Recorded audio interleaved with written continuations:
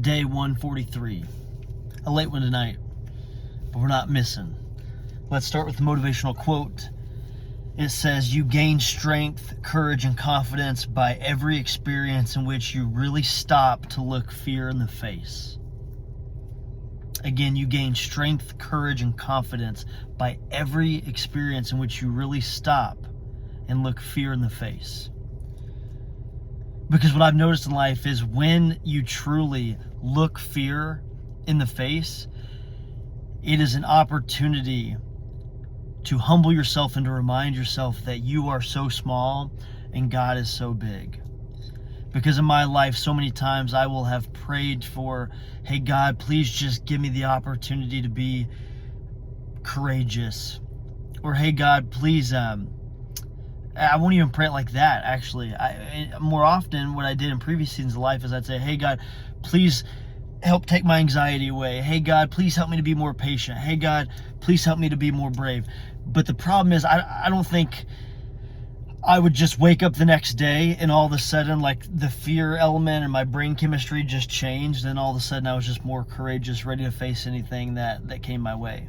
Certainly, like, praying to God, being rooted in faith, it would help change my perspective over time, for sure. Help me look at things a little bit differently, for sure. But what I noticed most often is when I was praying for patience or praying for confidence, what the answered prayer would eventually look like is the opportunity to trust Jesus amidst my earthly circumstance, whatever the earthly circumstance is.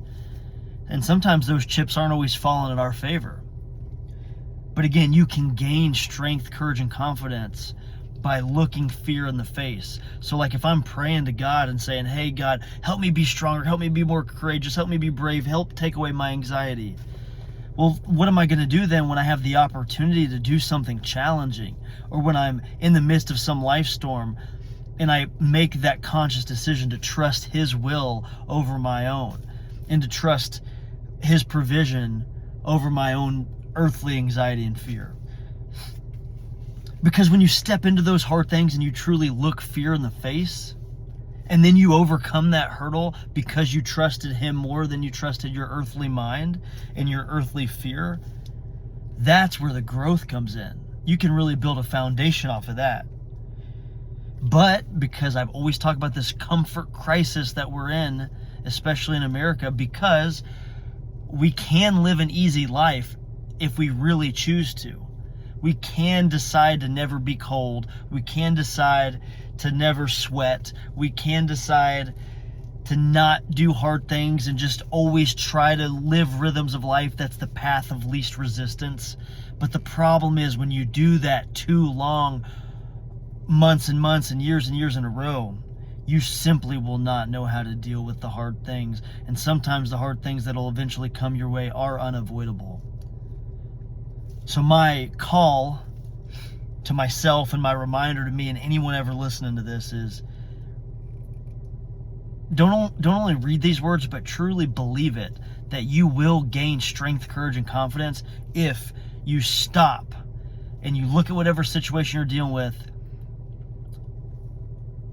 and especially if it's a scary situation, and you look that fear in the face,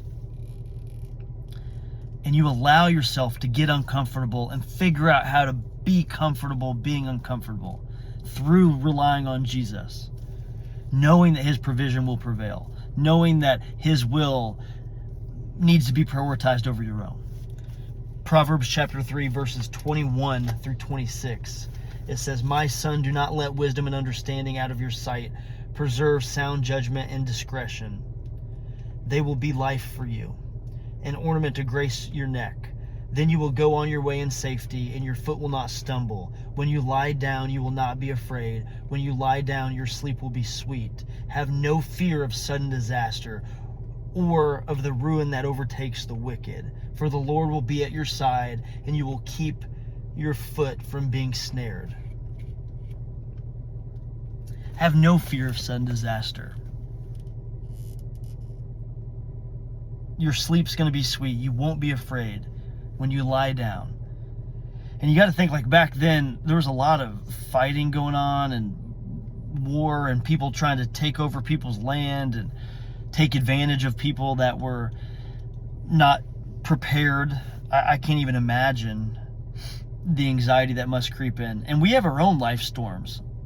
And I always think about, for example, just health, like your personal health, the people that you love, aging parents or grandparents, whatever the case is. And now, especially having 2 young kids, is a whole nother element of like living, breathing, beating hearts that I can worry about if I allow myself to.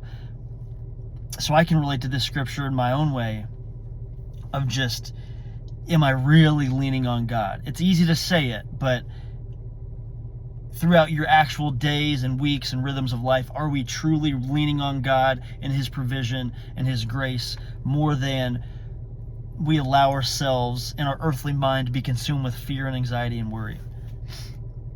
Hey, I don't have it all figured out. I'm not perfect yet by any means when it comes to this, but just embracing and understanding that I'm going to look my fears and my anxieties right in their face, and I'm going to tell them that, hey, my God's bigger than all of you all. That may be cliche, but it's true. And if I just believe that, if I believe, hey, the foundation for growth is looking fear in its face and reminding that fear that God's bigger, you will overcome whatever life storm you're in. You're going to overcome whatever hurdles going on, and then you can remember and leverage that moving forward. Anytime you're in a pinch, anytime things are going good, or anytime in between, just listen to God's voice and trust Him and His will over your own. Again, that's Proverbs chapter 3, verses 21 through 26, day 143.